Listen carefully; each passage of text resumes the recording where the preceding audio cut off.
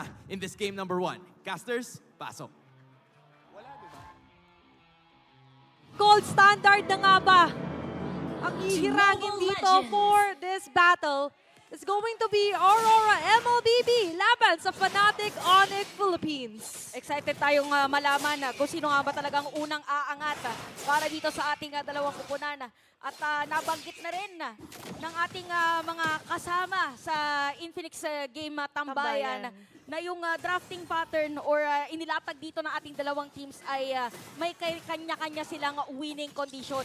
Very sabihin natin conditional na nga lang din. And meron silang precise na sinabi din na for Fnatic Onyx Philippines, nag-agree sila na more on pang-dive yung composition and the zone control ay hawak, especially na meron nga sila ditong Brusco with the Yadigidig or Hylos. Oo nga pala. So nakita kasi natin parang week 1, week 2 na isa talaga si Hylos sa mga ginagamit na heroes. Now for Rene J nung isang araw din ay ginamit niya rin yung kanyang Grok. So nakadepende din sa kanila kung paano yung mangyayari. Napaka-tapang ng ating mga gold laners. At tapang nga tao talaga dito. At yun nga yung tutukan din natin. Kasi sabi ni Doming kanina, pagdating sa game, mas paldo siya. Mangyayari kaya yan, especially now na, sabihin na natin itong gamit kasi ni Kelra. Amateur days siya pa lang, isa to sa specialty niya na tinatawag. Oo nga pala, meron pa siyang mga Lunox before, Ay, more on mga mages. Now for Doming naman, ito yung kanyang hero na ginamit na very demure. Very mindful na naagaw niya yung buff. At hindi very cutesy yun kung ikaw yung maaagawan. Oo, kasi diba? timing mo na yun na disrupt. So para sa kanya, siya yung may sariling timing doon sa objective ng kalaban. Yeah. Pero parang iba yata dito yung gustong gawin. Eto na nga, yung isa sa sinasabi nating strength for the zone ay meron talaga dito ang Fnatic Onyx Philippines. Papasok na nga lang din si Demon Kite! Napadaan lang, nakakuha ba ng paghonga? Napakaganda yan para sa side ng Aurora. So hindi mo na mag-engage dito ang ating mga players. So nakafocus lang muna dun sa objective. Nagwasiwas lang dun si Demon Kite. Binabangit ko lang zone control, but you can't touch this for Demon Kite. Diba? And imagine, for Fnatic Onyx Philippines, may somewhat in-expect na Leon, but didn't expect na ganito kaaga mangyayari sa kanila yon. Kasi parang siguro sabihin na natin na inisip nila magkakaroon muna ng wild charge, tsaka papasok. Sabi ni Demon Kite, napanood ko na to, ganito yung ginagawa ng ibang mga teams, ganito naman yung gagawin ko ngayon. Nasa pangalan niya na mismo, kahit in and out lang talaga. Diba? And imagine for Fnatic Onyx Philippines, mabilis ang mental reset na nga lang din. And for this round, parang maya-maya pa tayo makakita ng mga possible pickups if ever. Kasi there's the body block na pwede manggaling dito kay Rene J. Pero magkakaroon nga ba ng attempt dito sa may bandang mid lane? Let's see. Kasi ngayon, tahimik pa naman yung mapa. And for the side naman ng Aurora MLBB, ang strength naman nila dito is more on the stun on demand. So tingnan natin kung paano nga nila ima-maximize yung isa sa capability or advantage ng naging draft nila. Oo, napaka-ingat ngayon ng mga players natin. Parang iwas na iwas din sa teamfight. Probably because dahil kaka-level 4 lang din ni Brusco para dito sa Fnatic Onyx. Makakasalubong dito si Rene J pero napakakunat. Napakakunat nung bato at Hindi makakapag-TP out pa. Di pa kaya. Pero ito na nga lang din si Brusco onto Demon Kite. Magkakasubukan tayo definitely onto the next objective which is the turtle in a while. Pero medyo nabigla na nga lang din si Rene J sa pagsilip niya. But the good thing with a Grok na nga kasi is with the power of nature, kayang-kaya niya talaga. May luxury siya na sumilip in demand. And of course, to try and delay things up. Pero mukhang siya yung itatry na nga lang din i-poke around dito ng Fnatic Onyx Philippines. So meanwhile, sakto na nga lang din nag-respawn ng isang pagong dito na maaga rin namang tatauhan dito nila Rene J. Sila din talaga yung nauuna nga dun sa positioning. And we have to take note na lamang din na pagdating sa level ang ilang mga players dito. Si Brusco is at level 4, Rene J is at level 6. So nag-aabang dito si Demon Kite na makuha muna isang neutral bago tumuloy doon sa isang mga objective. Nagtatago Si Brusco nakawala ng buhay pero ginamit na i-revitalize. Wild charge para mapigilan yung kabayo. Ginamit na dito yung kanyang glorious pathway. Meron pagpasok doon. First blood para kay Kelra. Doon sa may bandang turtle and Demon Kite makakatakas Grabe no, nagkagulo-gulo sila doon pero isa lang ang tumumba and that's going to be on to Edward. Kaya naramdaman din ng Aurora MLBB na medyo mahihirapan sila doon in terms of getting the turtle na nga lang din. Meanwhile, a very smart move for Fnatic Onyx Philippines, giving Kelra the gold standard here, the first blood and as well as a turtle onto the hands of King Kong. And ngayon makikita rin natin na agaran din naman silang babalik sa kanilang mga linya at sakto na nga lang din na pagbili dito na Stardom side pero hindi rin naman magpapahuli in terms of itemizations dito si Domeng na kung saan ilang goal pa lamang naman ang pinapaldungay ni Kelra pero tingnan natin kung sino nga ba mas papaldo dito if ever. Oh, so parang ang play pa lang ngayon ng Fnatic Onyx is isasama na muna nila si Kelra, probably more on double laning para mapabilis na agad yung kanyang pagkuha dito ng mga minion. Pero kailangan din natin tignan yung ginagawa ni Demon kahit siya naman yung nagka-cut doon sa may XP lane para lagi nang kasama si Edward doon sa mga possible na rotation ng side ng Aurora. Yun yung maganda na nga lang din, no, na piniput pressure niya na nga lang din doon yung XP lane for Fnatic Onyx Philippines. And imagine ngayon na sa pagkakataon na ito, 5 minutes into the game, pero for both Aurora and Fnatic Onyx Philippines, hindi pa tayo nakakita ng mga agarang aksyon, yung phenomenal na mga clashes. Kasi right now, they're still waiting for someone to start up na nga lang din with a go. Pero hindi kasi si Renegi yung isa sa tinitignan nila na mag-start up niyan eh. Inaantay nila dito if ever si Kirk or pati na rin si Brusco. Pero sa ngayon, vision is the key na lang din muna dito sa mapa natin. Pero kung ibig sabihin lang din ay vision, grabe yung mga players natin kasi I'm pretty sure na alam din nila na nandito yung mga players. Yung pwesto na yan, kung i-invert mo, ganyan din yung nangyari kay Domeng nung isang Ganyan na araw. ganyan. So nararamdaman niya na merong kasama dito si Kelra pero ginamit na nga doon yung Zaman Force sa ilalim ng tower na Sasalubong? masusundot dito ni Brusco, makakapag-dash away at nakatakas Oy! pa nga dito si Domeng. May war flashback kaso for the second time around, sabi niya, nangyari pa rin, Chantel. Oh, nasanay kasi siya dalawa lang nakabanday eh. Meron pa palang additional doon sa pwestong yun. Sa may gitna, ginamit na yung Glorious Pathway. Ibig sabihin, wala na yan mamaya. Pagka tumuloy na dito sa may turtle objective side ng Aurora. Meron pag zone out against Renegade pero si Edward nandun sa may badalikod. Ay, nakuha ni King Kong. Pero may kita natin ngayon, meron penalty zone para dito kay Kirk. Ginamit yung Tempest of Blades. Demon Knight to the Ken. At makakaalis pa nga. Tumalon dun sa may pader para makaalis sa mga players na Fnatic Onyx. Pero medyo nainis na nga lang din, hindi very cutesy yung nangyari kay Demon kahit kasi nakuha pa rin at the end doon ni King Kong yung ating turtle. So it's going to be a 1-for-2 turtle score in favor of Fnatic Onyx Philippines. But the great thing about this is napitas naman din nila. Ang ganda ng pagpasok and pag-zone out doon na ibang members of Fnatic Onyx Philippines. Pero kasi for Aurora, MLBB, sabi nila, gabangin na lang din muna, dahan-dahan, katulad nga nung sinabi ni Leo on to the panel. Oh, tsaka ano kung mapapansin natin, makukunat kasi mga ibang players dito sa Fnatic Onyx. Tapos, kailangan nila dito ng antay na pang alis buhay. Oh, pero ito wait, kailangan. Top lane laban sa dalawa.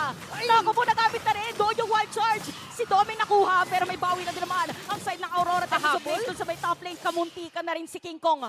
Pero disiplina pa rin. Ang gagamitin nila habang sa may medalay si Edward naman. Ang target nila, nagamit na yung ultimate nung Saska. At sa may gitna ulit, itutuloy pa ni Kelra. Black shoes para kay Yue. At nakatakas pa nga. At sa may middle lane, mababaliktad pa yata. Pero si Edward ay makukuha na. Demon Knight with a killing spree. Nagkakabigayan na. Naging 2-for-2 ng Alad. Kung idadamay natin, namatay kanina doon si Domeng. But definitely, akala ni Edward kakayanin pa ng mga demonic force niya na kontrahin yung ginagawa ni Kelra. But maganda doon is sumali na nga lang din doon sila Demon kahit sa battle. And which is why nakakuha pa rin sila ng exchange sa nangyaring clash na yon. But definitely, medyo nagkakaduling yung mga pangyayari doon, Chantel. Kasi si tumatalon, Yue, muntik na rin siya doon, ha? Oo. Pero all because of the black shoes na nga lang din. May extra survivability. So definitely pwedeng gapangin muli muna dito ng Aurora yung laban na ito. Ang daming tumatalon.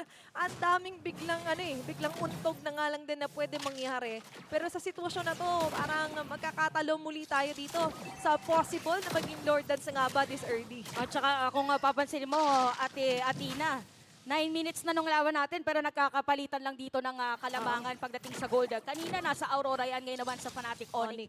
dito magkakaroon ng sagot kung sino nga ba talaga ang unang lalamang sa ating laban dahil nag-spawn na yung Lord na nire-reset lang Oo, naman. pero syempre, medyo maingat pa rin sila dito. Tinitingnan kung sino nga ba yung mga pwedeng umabang kasi makailan na tayo nakakita na si King Kong ay umaagaw at umaagaw lamang dito ng mga objectives.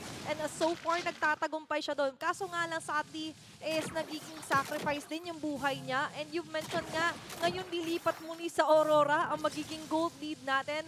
Around hundreds pa lamang naman ito, Chantel. Pero definitely, mamaya pa natin may expect na magkakaroon talaga ng splurge or malaking dive in pagdating dito sa Aurora or even for Fnatic Onyx Philippines. Pero ngayon, pareho-pareho tayo nag-iintay. What's going to be the next move? Oh, pipigilan ba na kumuha muna ng purple buff?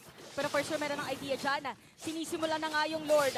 Nakapwesto si Edward dun sa may baba para magkaroon ng information na side ng Fnatic or side ng Aurora para malaman kung saan ba nakapwesto dito mga Abante, Fnatic ah. Onyx. Medyo magbabaliktad ang ating sitwasyon. Glorious pathway para kay Brusco pero nakabang lang dito yung bato. Tingnan natin kung sino nga ba talaga makakakuha dahil halos wala ng buhay dito yung Lord. Yung Lord! Wild charge! Doon ginamit na yung Blinker. At habang nangyari ng mga kasira ng Torres sa may taas, Edward makakakuha ng Lord. Time to place para dyan kay Demon Kite. Pero si Kite makakakuha ng kill. At itutuloy pa rin na ni Jace down. Mega kill na para kay Demon Kite. Gawin mo bang double kill. At dumating na rin si Domeng. Grabe na to, the Domeng Kite connection. Dominating ang nangyaring laban doon. Imagine, kanina lang nasa taas ka, biglang nandito ka na sa may bandang Lord. And with that, that's going to be a wipeout na nga lang din for Fnatic Onyx Philippines at ngayon ng Aurora. Parang gusto nilang dire-diretsuhin na nga lang doon. Mababasag ang mid lane turret dito, Chantel. And look at that, hindi na nga nila kinailangan pa dito yung First Lord para tulungan sila na ma-maximize yung damage na pwede nilang in-inflict dito sa Fnatic Onyx. So sabihin na natin parang yung kanilang checklist ay nagamit. Na-check na. Kasi hindi din sila nag-react doon sa Glorious Pathway kanina ni Brusco. Brusco. So ibig sabihin, hindi sige, antayin niya mag-Glorious Pathway. Pag nag-Glorious Pathway, tsaka tayo mag-go. Sa nag-antay lang ng perfect timing dito ang side ng Aurora at sasabayan na nga nila Kay yung Lord. Brusco sa likod, Si ah. Brusco ay nagbibigay ng Ayun information. na! Ginamit na nga dito yung kanyang Glorious Pathway at mahahanap nila. Dito si Domeng, hindi na makakatakas pa. Super Prince makakakuha ng kill niyan, pero si Rene J ay makakakuha ng kill, pero double kill na para ito kay Elra? Super Prince. Si Edward na naiwan dito. Sama mo na rin si Yue. Napakakunat ni Edward. Pero hindi sapat yung kanyang sustainability para mabuhay doon sa tatlong players ng Fnatic Onyx. Imagine 3-4-2 naging palitan. Ito na yung strength in numbers na tinatawag dati for Fnatic Onyx Philippines. They have the zone control and of course, yung dive comp. Hindi na nga dive yung ginawa doon ni Brusco. Surprise comp ang ginawa niya doon onto Aurora MLBB. Pero in that sense naman, tutukan natin nangyari doon kay Edward. Makailang segundo muna yung kinailangan doon ng Fnatic Onyx Philippines to totally tore him down. And looking at our Infinix instant replay, ito po yung tinutukoy natin na maganda sana positioning 10 talaga ng Aurora MLBB. But what happened is, naburagad doon sa mapa si Paldoming and even Rene J, leaving Edward to soak up most of the damages na binabato dito ng Fnatic Onyx. O, tsaka after pala nung nasundot dito ni Brusco si Demon Kite, dumiretso na siya dun sa may bottom lane. Kaya nasira yung isa pang inhibitor turret dito ng Fnatic Onyx. So sabi nila siguro dito, since majority ng ilang mga players ng Aurora ay nakuha na, focus naman tayo para mas paliitin pa yung base or mapa dito ng Fnatic Onyx. Eh, magandang call din yun kahit papano kasi ngayon, magiging worry sila sa certain attacks na pwedeng gamitin ni Domeng, especially for a Moskov.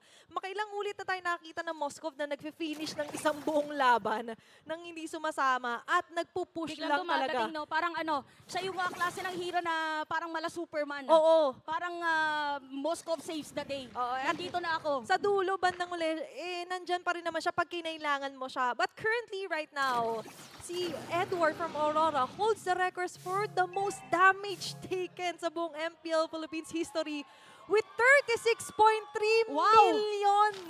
Grabe. Isipin mo, gumagamit siya ng glue. Napakadami na niyang nagamit Oo. na hero, tsaka gumagamit din ng Apakito. So, parang more on front line. Yeah. Tapos, meron ding killer instinct. Ika nga, para dito kay Edward. Grabe, no? Edward with a phenomenal title. Talagang parang later on, mayroon din nating tanungin si Edward, anong feeling na siya yung ina-expect natin more on the roamers or tanks, yung ganong Pero klase.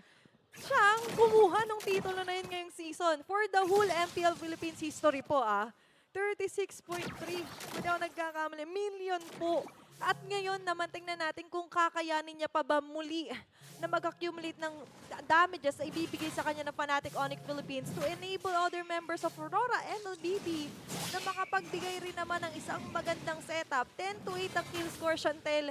Dikit pa rin naman pagdating sa kill score, pero ang hindi dikit is yung current gold lead na meron yung Aurora. Oo, pero parang habang tumatagal yung laban, pwede rin makahabol dito sa Fnatic Onyx pagdating sa gold. Uy! Nai-attempt yan kanina. Sumalubong! Naku, nasa lubong na nga dito si Yue, pero take note na gamit na nga dito yung Zaman Force ni Kelra.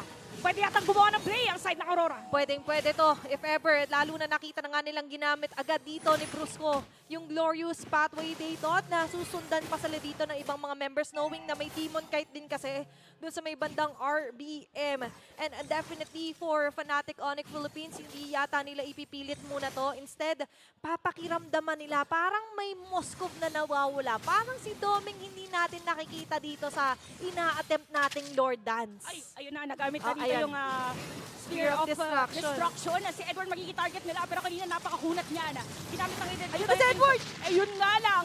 Mapatay na dito ni Kelra si Rene J. May isahan na rin. Double kill na para dito kay Kelra. Mukhang ito yata ang perfect timing para sa side ng Fnatic Onyx para simulan na yung Lord. Ito na yung inaantay nila. A very perfect timing for Brusco there. Edward and Rene J both down. So yung tatlo ngayon na natitira ay medyo mahihirapan na nga lang din i-juggle among themselves yung pwedeng iba tong damage dito ng Fnatic Onyx Philippines. Possible pa rin naman, especially may block dito si Yue. Kaso ito na nga lang din yung Glorious Pathway. Hinahabol siya! Napakasakit, unstoppable na para dito kay Kelra at nahanap na nila si Demon Kite. Again, Doming meron na siyang Spear of Destruction ngayon. Tatamaan si King Kong pero hindi na papasok doon. Ginamit na rin yung Tempest of Blades and Fnatic Onyx makakasecure dito ng Lord. Parang in-expect ko papasok pa si Doming. Parang medyo alanganin yun. Pero good call pa rin kahit paano for Aurora na mag-disengage muna. Pero for Fnatic Onyx Philippines, a beautiful MLBB action. Lalo na't napitas na nga nila doon si Yue. Pero for a few seconds, aabot pa rin naman to para dumepensa. At ngayon, nasa kupunan ng Fnatic Onyx ang bola. May pagkakataon sila ngayon na ubusin ng outer, pati ang inner turrets dito ng Aurora. At maganda ngayon na postuhan! Naku, nagkabigayan. It's gonna be a shutdown para dito kay King Kong pero wala naman. Isa sa mga pang frontline Ang frontline. ng side ng Fnatic Onyx. So parang pantay lang din para dito sa ating dalawang teams.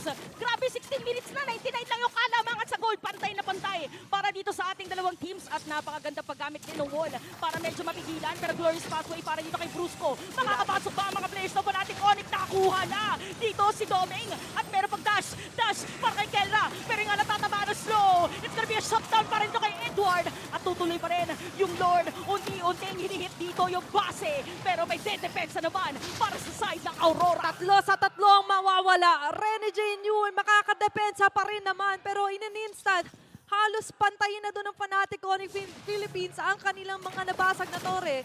Pero at the same time, kalma muna, sabi nila.